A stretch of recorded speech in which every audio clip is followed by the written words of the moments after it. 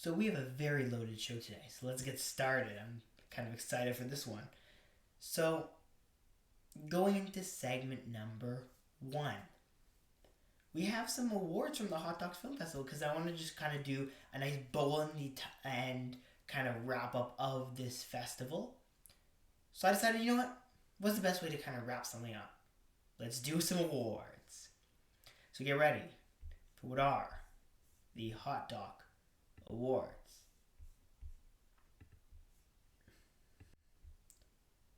Oopsies. We're just gonna.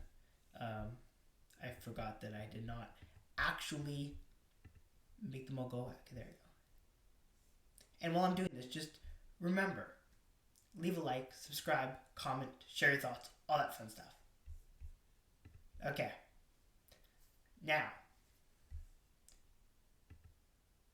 we're going to start off with the funniest documentary in the HotDocs Film Festival. And I will give some runner-ups for some of these. And now this one, I just had to mention it. I felt like I was obligated to mention it. So to start off, The Disappearance of Cher Height is going to be the funniest documentary.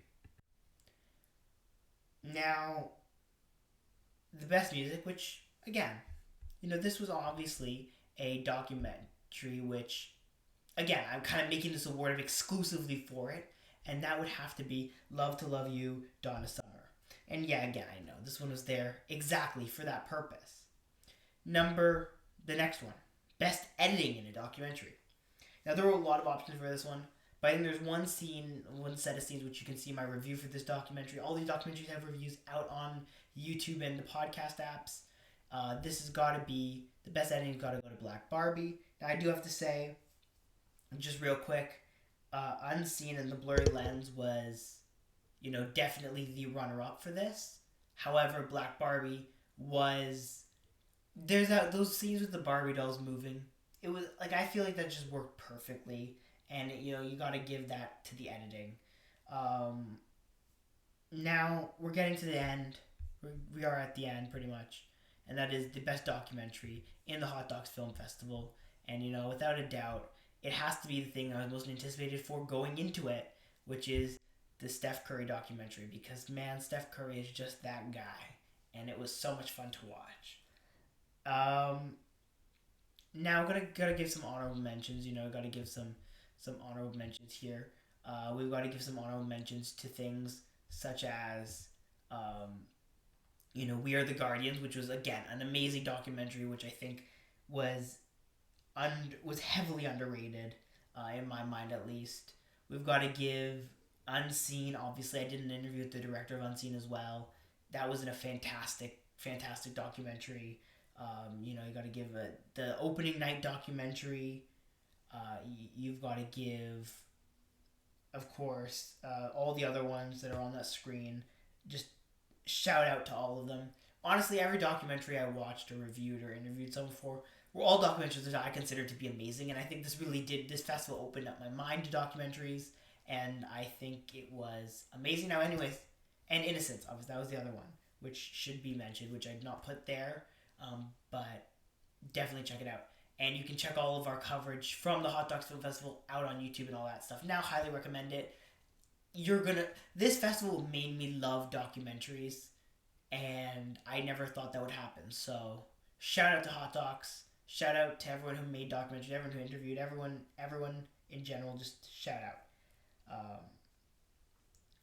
Anyways, on to the next segment, because we're rolling through these relatively quickly, because I'm waiting for the numbing thing to wear off, and then I'm going to be able to feel all of my pain again. So I'm just going to keep on rolling here. Oh, nope, that's not where we want to go. We want to go here. I'll go back to studio mode now. Okay. So, on to the next segment, which is what is going on with Disney. Now, I was surprised and confused with a few moves, especially where Disney, and again, we're using kind of a few notes for these, but relatively off the top, where Disney made statements which made it seem like they're kind of stepping back from streaming, or, maybe taking a step back from streaming. Now, this is something which I was shocked by, because I'm like, Disney is great, And if Disney's taking a step back from streaming, that means something's gone terribly, terribly wrong. And I was like, Disney's, everyone's still talking about Disney. Disney's still relatively popular. What on earth could have gone wrong to the point where Disney, of all people, would need to step back from streaming? So while I'm pondering this, I'm like, let me look at Disney's sub numbers. Maybe versus, especially because Disney's a relatively new streaming service, right? And I'm like, what could it be? And so I go and I'm like, okay, let me just take a look at some of this, their numbers to see if they're a failure of the company. So here we've got a chart which shows from Q1 of 2020 to Q1 of 2023 all of the subs of Netflix versus Disney. So I look at this, and as you can see, obviously Netflix is red and Disney's blue. Disney, and the subs are in millions, I believe. The Netflix subs are very high compared to Disney, so I understand that. But also, if you look at the beginning when Disney Plus started at Q1 of 2020, and you look at Netflix, and Netflix has stayed relatively consistent. Disney has grown exponentially. Yes, you see, obviously, Q1 of 2023 versus Q4 of 2022, there is a drop. Now, the one thing I would note in this graph, though, is also the pandemic. And if you're on the podcast apps, you can't actually see this graph, but just know Disney has grown up until Q4 of 2022, at which point, starting in Q1 of 2023, they took a step back. Netflix has stayed relatively consistent, but also well above Disney. Now, I look at this and I'm like, Disney if I'm the CEO of Disney, I'm looking at this, I'm like, this isn't too bad. Now, the one caveat I would put into streaming is not profitable. And what I mean by that is, you put in the amount of money Disney does, you're not going to make that back because unlike a theater where you get 50% of the money made off the ticket, you don't get that for streaming, which is a subscription. You get a subscription, right? So if you're spending $500, so let's put it like this. For streaming, if you're spending $500 on a show, right? And you're making 10 shows, okay? So it's $500 for 10 shows, like per show for 10 shows. Now, if your fee is only $5 to watch all 10 shows, you would need the number of people you would need to subscribe would have to be able to, for even paying for one show would have to be so high, right? Because you're saying, okay, well, one person who pays $5 a month, right? If we're doing these 5 shows over the course of a year that cost $500 each, and obviously they're made up numbers, this is not going to work. And so I think that's what the problem Disney's seeing is, we're spending $500 on these shows, right? And we're only making people pay $5 for subscriptions. So we're not going to make any money because we're going to always be losing money. Which media in general, if you look at the film industry in general, it is a losing money business more than it is a making money business. More often than not, you lose money when you're making a movie than you may make it. Now, there are other ways you can kind of make money. One of such ways which Disney is very good at is through amusement parks and through toys. However, once again, the movie industry is a generally losing money system.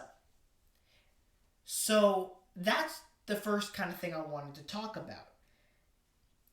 Now, the other part of this, which I thought was interesting, is...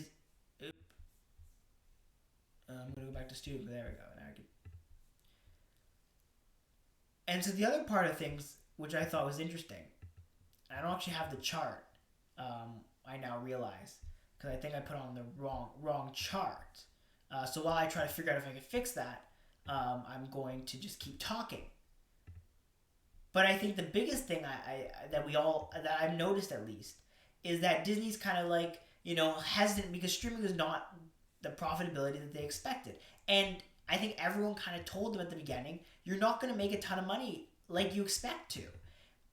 Now, I think the pandemic kind of hurt and helped in a way because I think people did subscribe more at the start of the pandemic, and I think that did kind of fade away when people were able to, leave their homes and live their lives.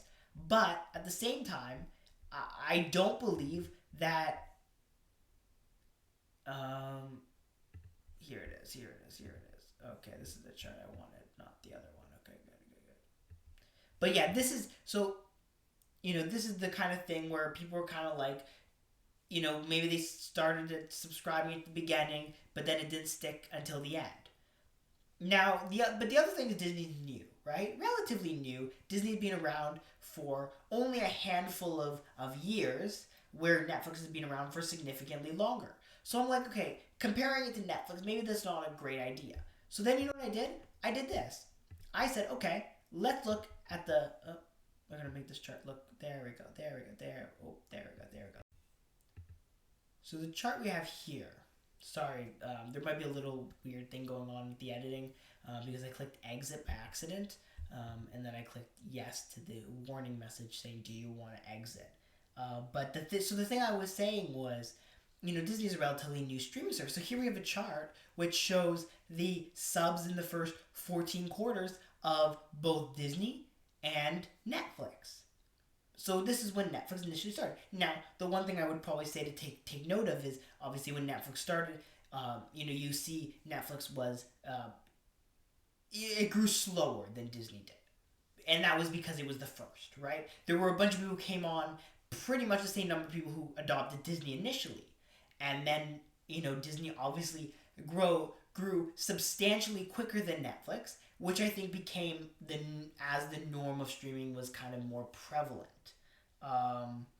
So that was kind of what I think I noticed here, and I was like, okay, this is interesting, right? Because again, it doesn't feel like Disney is broken. It feels like Disney Plus is working just fine. They're gaining subscribers. Yes, now granted, the biggest thing was that they were under the estimate that people had kind of projected for them. However, it's not like they're not gaining subscribers. They still have a lot of subscribers. But I think what they are thinking more is, how do we spend money right? And so what I wanted to look at now is another chart. The last chart, for now, the last chart, which is money spent on streaming. Now, Disney in 2018, 2019, 2020, 2021, and 2022 have spent money on streaming, on original programming. And these are the best numbers I could find on the kind of total number of original programming dollars spent. Now, the one thing you should note is Netflix has no back catalog. Disney has a back catalog. So remember, when Disney spends money on content, it's plus their back catalog.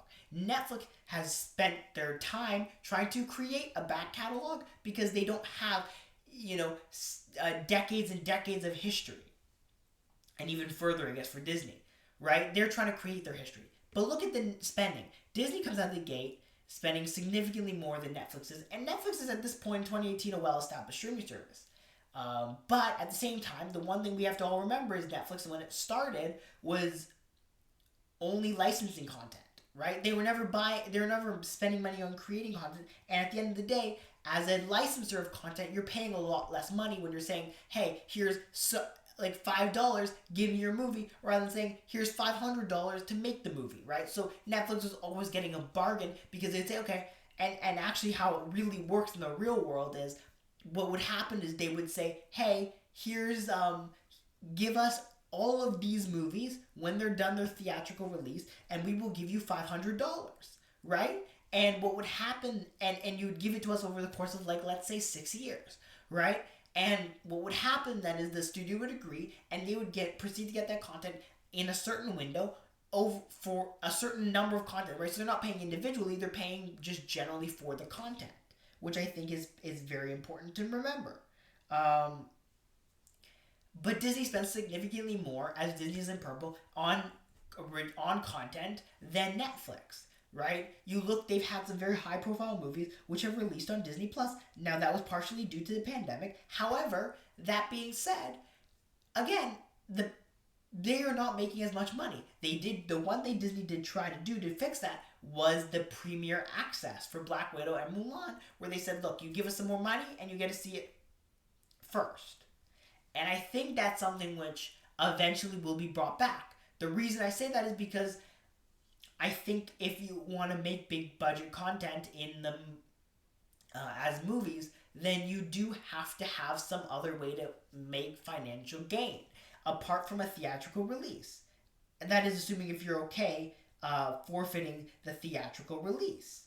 So I think that's the interesting point at which we stand with Disney. And I think that is something which we have to definitely consider going forward. And I think the solution for Disney is very simple. Because I think at the end of the day, there has to be a solution. And I think the solution, very simply, is Disney needs to have the focus on content that is good, not quantity. When Disney started, way back years and years and years ago, do you know what the best thing about Disney was? You could watch everything they released. I would literally watch everything they released because they weren't releasing tons and tons of stuff. Now they release literally hundreds of things a month. Like, there's a certain point where Disney has to say, look, and I think their biggest issue is they're trying to remove some of their back catalog, apparently. And I think that's the problem. I don't think Disney should be removing their back catalog. What they should be doing is they should be reducing the amount of original stuff that they release now. Because a lot of people go buy Disney for the back catalog and for the fact that it doesn't move. HBO Max, one of its biggest problems in people's minds is that it loses all of their back catalog like every other month. So I think, and Netflix is the same thing. If you don't have to pay licensing deals because you make the movies, you're in a better situation. So I think that's what Disney has to do going forward, is say, look, let's spend the money and the time, but let's not release 7 Marvel. You don't have to have a Marvel series running every single month, because we've shown the subscriber gain is not worth running a Marvel series every single month. If you run one every few months, people are still going to keep paying for Disney, right? Like, the people who go month to month essentially on Disney and say, okay, we're can't hold it this month, canceling next month, are not going to change if you release something every single month, right? The solution really has to be either you do the cable model, which you didn't want to do, which is why you got the streaming service thing, which is just release weekly, 24 episode, 700 season shows, and just move on like that forever. Or you do the streaming thing, which is less frequent, but tons of back catalog, and you do 14 episode, 4 season shows, and that's what you do, right? There's only 2 options, and they have to choose one. If they choose the, constant running of things and deleting some of the back catalog, you basically just paying for cable. And if you do the other one, you're paying for streaming, and I think that's what people want. I think people want to pay for streaming. Now, the third thing we have to kind of talk about here is the writer's strike. So as of, it's been a while actually, I haven't even talked about this writer's strike on video once. But there's an ongoing writer's strike, which is because of which they basically are trying to get a new deal, and the writers for film, TV, and all this other stuff are saying no. Now, the one thing I would note, because there have been some questions, these are writers for live action things. Animated things are not the same and don't necessarily correlate in terms of the strike because of the type of property. Now, the writer's strike is something which people have been talking a lot about. There have been a lot of controversial opinions for some reason. Now, the general consensus is, look, studios, you have to pay your writers. Now, let's go over what they're asking for, a very, very, kind of, brief view on what they're looking for. Actually, it's funny because Adam Conover did a thing on CNN, where he actually explained in really good depth, and he has even tweeted some things which have been really useful. But I'm going to kind of do my brief 2 cents kind of overview of this. So this ongoing writer's strike comes down to 2 real big things. The first thing is streaming residuals. The second thing is AI. Now, the first thing is streaming residuals. What are streaming residuals? Streaming residuals are basically the money you get paid based on the show getting streamed, right? Sometimes it's based on the number of times it's streamed. There's various measures, right? Cable could be based on how many times it was watched, right? Or how many views it got, right? You get back-end deals. These kind of things don't exist for streaming. They get residuals for other like for cable, but the problem is the business is in streaming. The business is not in cable right now. So I think that what they want, and what they've kind of said they want, is they want money for things being streamed, which is very fair, because cable doesn't mean anything to them because no one uses cable anymore, right? So the other part of this is AI. Now, the AI part's a little bit more complicated, but also simpler. So AI is popular. ChatGPT and all this other AI is popular. And you see people all the time on Twitter, using it to write stories or essays or whatever, right? Well, guess what? Those can, in studio minds at least, potentially replace writers. As it is, writers' rooms are shrinking. The size of writer rooms are getting smaller, right? Because if you have a 14 episode series on Netflix, what happens is the studio says, hey, We don't need 32 writers for 14 episodes. We need 14 writers for 14 episodes. Hell, we may only need 3 writers for 14 episodes. So what they do then is it, even though, so at the end of the day, it just makes sense for the for the studios to just pay these people, because if they don't, I'm being very serious and very honest here, what happens is the spring seasons for spring and summer kind of time for shows, it's over. We're good. Most of them written. Most of them are even done, you know. But if this goes on too long, the production for the starting the fall season doesn't happen. If that doesn't happen, we don't get fall shows. If we don't get fall shows, then what happens? The entire and I'm not being hyperbolic here. The entire TV kind of system collapses, and there will be massive job losses, and it'll be terrible, because we cannot have a delay, especially after COVID. We cannot have a delayed fall season, and we're not even talking about the movies, right? Just the TV impact is a delayed fall season, which would be awful. Which it's the worst case scenario. And now there's people like Seth MacFarlane, who's decided, I'm stopping my show until my Family Guy and all that other stuff until there's this resolution here, even though she's not really affected by it. This is terrible. This is literally the worst case scenario. I want to read you a quote from actually one of the people involved in this, and it's about Netflix kind of causing this. So Netflix creates so much content but doesn't pay the creators. Okay, this is the quote about that. Quote, they changed the model for a lot of good. There's so much more content available worldwide, but you have to pay the content creators. This is from Stephanie Hicks, a WGA Writers Guild of America member since 2016, who has worked on ABC's The Castle and The Rookie Feds. Now, the other report, which I thought was very interesting, is how far away. This is not something where it's okay, it's a few pennies. So the Writers Guild of America wants improvements valued at about $429 million, while the studio are only willing to give up the $86 million in improvements. That's a $343 million difference. This isn't it's $1 million difference. This is a very huge thing. And if there's a fall TV season is in jeopardy, if that gets impacted, we're in trouble, right? And this will affect other sectors of the economy. This will affect because if you don't have a written TV show, you can't actually produce that show. You can't actually direct that show. You can't hire the crews. You can't book the spaces to film. You can't hire the actors. Nothing moves. Everything's frozen until the Writers Guild kind of comes up with an idea. This is, and will continue to be, as we get closer to the start of that fall production time, which happens mid-August. And the one date I would probably keep a look at is what happens with the Emmys, because those will come out, I think, August, those nominations. So let's see what happens with those, because you're starting to see pressure ramp up on the studios to get a deal done. The studios need to get a deal done for the sake of the economy, for the sake of the fall TV season, for the sake of the writers who deserve this. And they again, look, at the end of the day, you can say we want, even if you don't believe they deserve it, which I personally believe they do, this will affect TV and movies. This is just going to affect it. If this gets too close, you'll see things get pushed. You'll start seeing things get pushed to next year. It's a very bad situation for the studios. They do need to really just come to a deal, and if I'm at that table, if I was at that table, I'd be urging, look, it's not worth it. The economic fallout for the companies is going to be huge.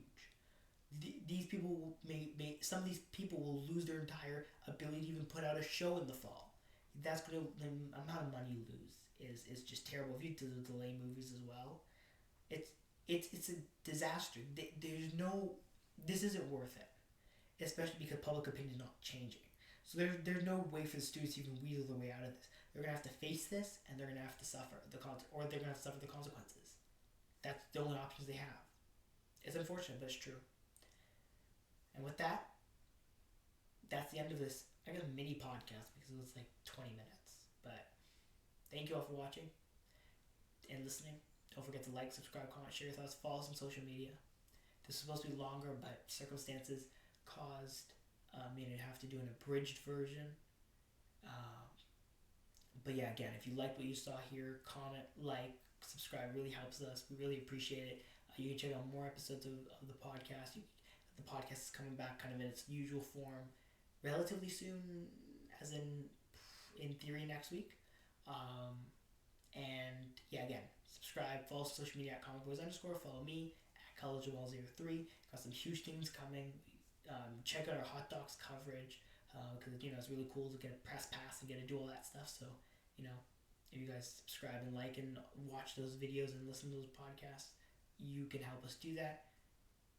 And again, thank you so much.